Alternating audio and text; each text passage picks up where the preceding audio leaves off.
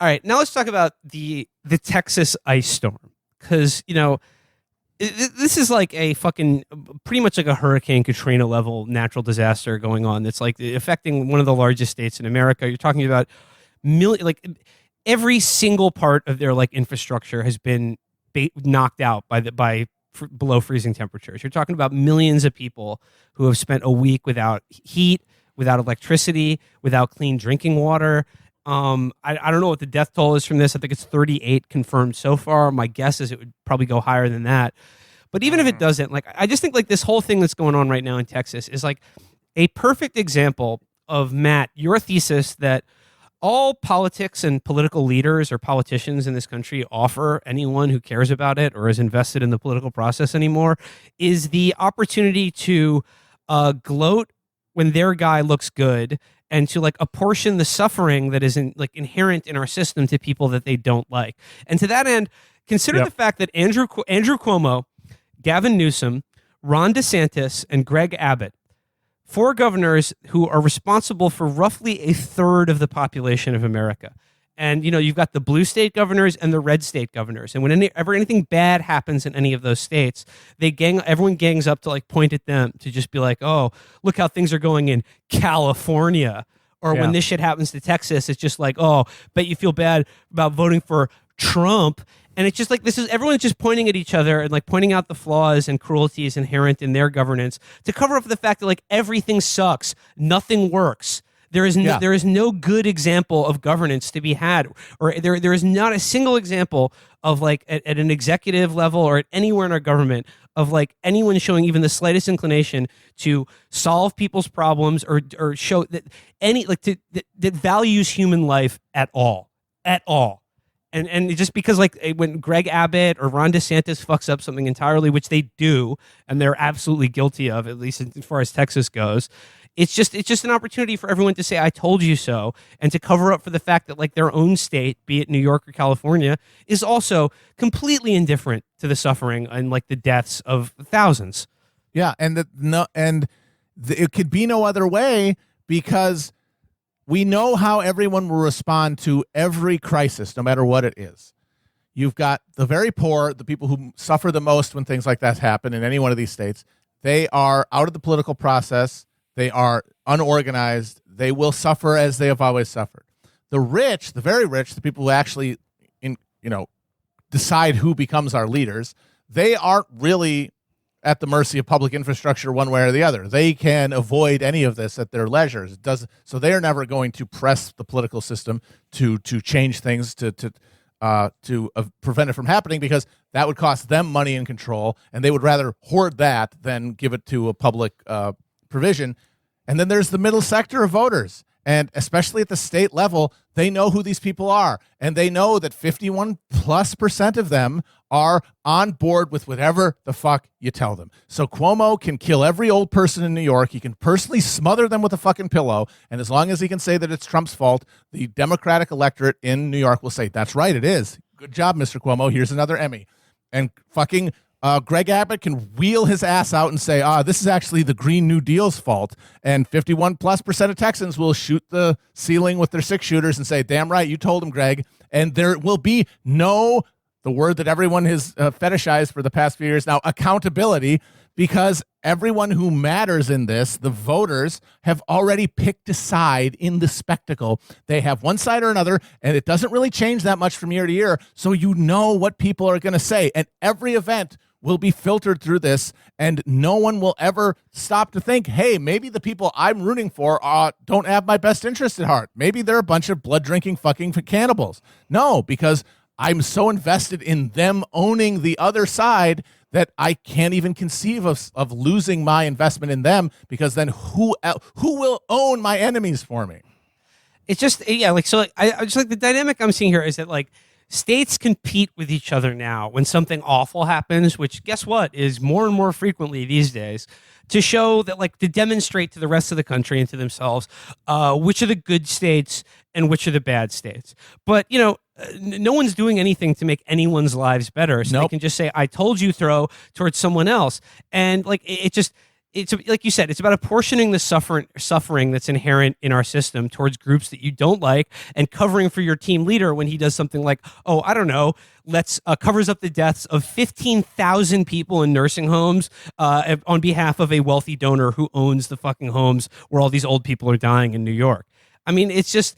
But I mean, to talk about Texas for a second, though, there is something to be said about these states like Texas and Florida that have no state income tax, like being completely unable to just administer even the most basic social services in a disaster.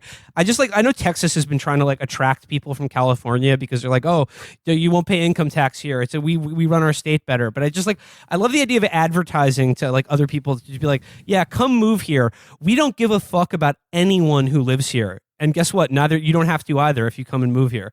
Because just like that's what you're saying when you run a state that like collects no income tax from its wealthy residents. No, I was going to say, it's kind of funny. There's like that breed of like Silicon Valley asshole who, in the wake of COVID and, not having to pay like $4,000 for a shoebox in San Francisco said, well, maybe I'll move to Texas instead, because, they understand about innovation and liberty and shit. And they're just going to go all, they already have, but they're always just going to go and ruin Austin as well. But, they're all insulated from the kinds of, they can turn Austin into the fucking nightmare scape that San Francisco is, and it doesn't matter to them at all. Yeah, I mean, there's no real, like, new territory for what's happened in Texas. I mean, it's the same thing we've been talking about for a while now, just the complete failure of all American institutions, the complete failure of all infrastructure and everything. But it does remind me of another hypothetical we had. If Texas declared independence, how the cartels would take them over in 45 minutes.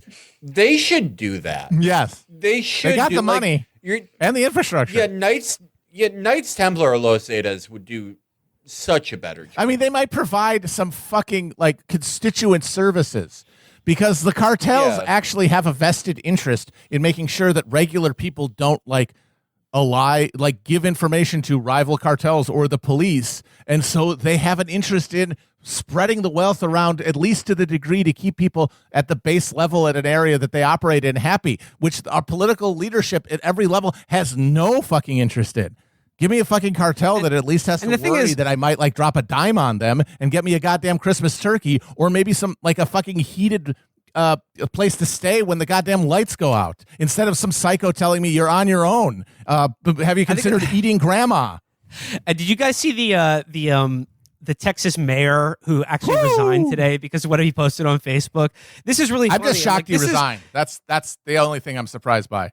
I'm not shitting on Texas on behalf of New York, but I will note, though, that like for much of the people like in Texas's history of the people who run that state and own everything are very proud of the ethos that basically says you're on your own. And this guy said it explicitly. He said in a Facebook thing, he directed his anger at people, quote, crying and looking for a handout. Sink or swim, it's your choice. The city and county or any other service owes you nothing. I'm sick. He goes here, the situation is a product of socialist government, he said, and he urged people to, quote, think outside the box and not to wait for someone to come and rescue you. Adding at the end, only the strong will survive and the weak will perish, spelled Parish. I'd love to hear more about this socialist governance in Texas. Like, where's that been? Can't even get Medicaid there. I mean, they're referring to the Green New Deal, which isn't even a bill that like exists. It's just it's something that's theoretical. And then of course, we don't have it yet. Then of course, like cynically, all these people are blaming it on like wind turbines failing. And it's like the wind turbines did fail, but like they only account for about 15% of the Texas like electricity grid. And the thing is the turbines that they have in Scandinavia and Iceland and Canada, you can better bet that they're not freezing in sub-zero conditions because like they paid for, heating elements that would prevent that from happening. To be fair, I can imagine deciding to build a wind turbine in Texas, you may not consider like a once in a generation ice storm hitting the entire state for a week. But like there's a reason that like these things function, like things like wind turbines function in other places other than Texas. And the thing is, most of Texas's electricity comes from natural gas.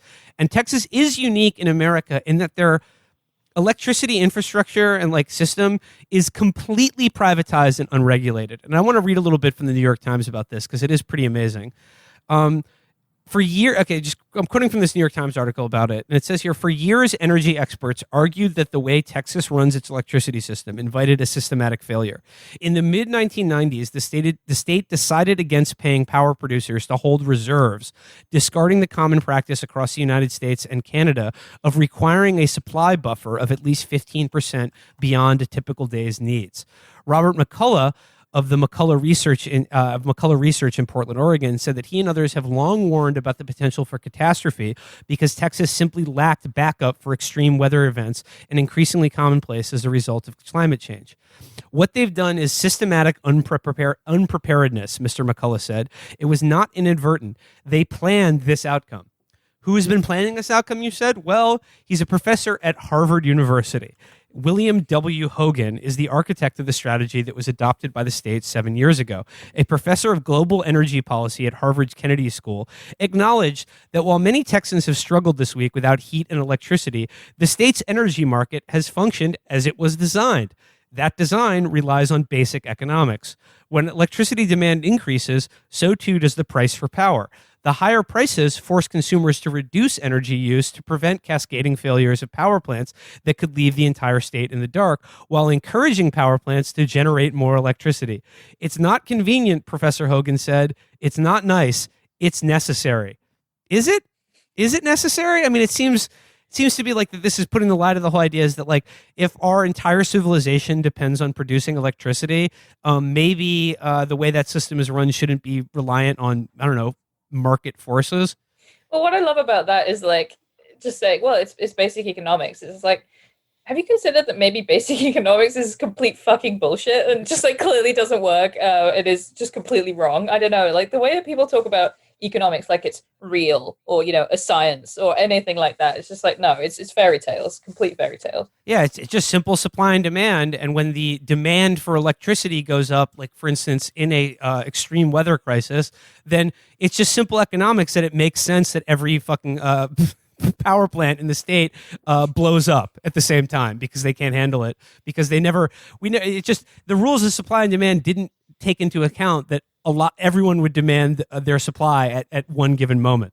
And like the thing is, like, this is like they've done nothing to winterize like their fucking energy infrastructure there at all, which is like, okay, yeah, it's Texas, sure, but like it's not unprecedented that cold weather happens there, and it's just it happened 10 years ago. It happened. They had a big ice storm 10 years ago, and they've done nothing since then. I mean, it's just greed and deregulation. Like, that's it. It's not fucking wind turbines. And granted, like wind turbines, like you know, can't yet account for the needs of like an entire state the size of Texas. But it isn't the fact that they started building them that's the reason that all these power plants just shit out. Because I mean, they like you said, like they were, because of deregulation and privatization, none of these electricity producers were required to carry a surplus of like energy should it be needed. None of them were required to like update any of their like infrastructure or winterize anything. So that when something like this happens, like I said, millions of people in this state are now just like literally, I don't know, burning books in their living room to not freeze to death. It's like, it's a really fucking dire situation. And like, and Libby, I know like you just interviewed someone for like about someone who's like watching a family member's like the battery on their like oxygen, like what is it, like a breathing apparatus just like blink out. Yeah. I talked to a woman in, she's based in Florida, but her parents live in Dallas, and her father is 78 years old and has COPD and heart failure. His oxygen tank just, you know, they just had to watch the power go down slowly. You know, it's extremely cold, and so that makes it even harder for him to breathe. And they had to go to the emergency room at like 4:30 in the morning on, I think it was Tuesday night.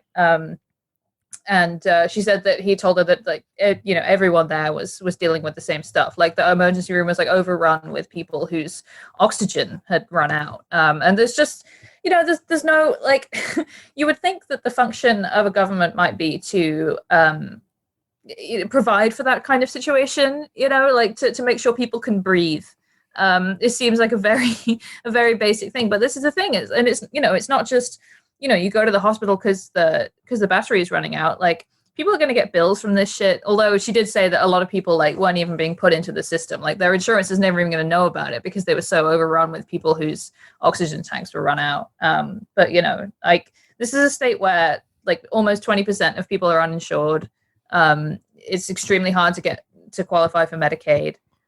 There's just no interest in making sure that people don't die, essentially, because that doesn't seem, it seems not to be considered a function of government to keep people alive. Yeah, and like I said, like for the people, many of the people in charge of Texas and like running its government, like that's a bone, like that's a plus, like that's the ideology that they're seeking to not just like implement but advertise to the rest of the country. It's like, hey, yeah, like I said, move to Texas. We don't give a fuck about anyone who lives here, and you don't have to either. Like you can't get any government services if you need them, because if you need them it means you're weak, and you should try better to be stronger, I guess. Even though you right. you can't breathe. And the thing is, though, that will it's a lot of people seem to think they have a hope anyway that like, well, eventually the people who think this way and vote this way and imagine politics this way, they're going to come to reality, and then that's going to change them. And yeah, it will. But the thing is, at that point, they will be out of the circle. Like if you are one of the people, you could imagine yourself one of the elect, one of America's good people who made the right decisions and did everything right and vote accordingly and don't want moochers to get anything they don't earn. And then if climate change knocks at your door and, you find out the state only exists to enrich people at the top and that they have nothing for you, you will just join the ranks of the dispossessed. You'll be out of the circle. And your revelation cannot, by definition, turn into like political agency, because now you're going to have to worry about staying alive. And you can no longer be one of the people who absorb and invest themselves in the political spectacle that we do, because you've lost the fucking free time and the security to do so. Right. And I mean, you mentioned Katrina earlier. And I think, if it were the case that you just sort of had to wait for these like, clarifying moments to happen, then, Louisiana would never be electing, fucking Clay Higgins types again, because no, they're gonna always be elected that Clay Higgins, because he know what the people want to see. He wants a man who sound like a fancy chef in a cartoon talking to them about the Black Lives Matter. That's what they want. Exactly. That's the thing, is it doesn't require these moments, because these moments don't do anything. We just had we're a year into a fucking pandemic. Like those moments don't do anything. I mean, I do have to say, Clay Higgins was in favor of $2,000 checks. He was? Yeah, he was. That's awesome. Le bon temporary. We're gonna get that money, spend it all. Yeah. He understands how you gotta go to have a good time on the bayou. You need them government checks. I was thinking about Clay Higgins again, and I was laughing. I'm always thinking about him. Yeah, but I mean, he's perfect. But I was laughing thinking about him, like going to take a pen out of his pocket to sign something, and then just like Johnny, like those like Louisiana pancake things, those like cornmeal pancakes just fall out of his pocket, like 8 of them. He takes that pen out of his pocket and it's an andouille sausage. He has a coin purse, but it's filled with like little slices of andouille sausage. He's fucking perfect. He's so good. I mean, just like to think about the insanity of like, without electricity, like literally nothing about human civilization is possible at all. And like it doesn't like it, all it takes is it for to go away for like a little bit for it all to fucking come apart. Trigger just, effect, like, baby. Anybody see that movie? Classic.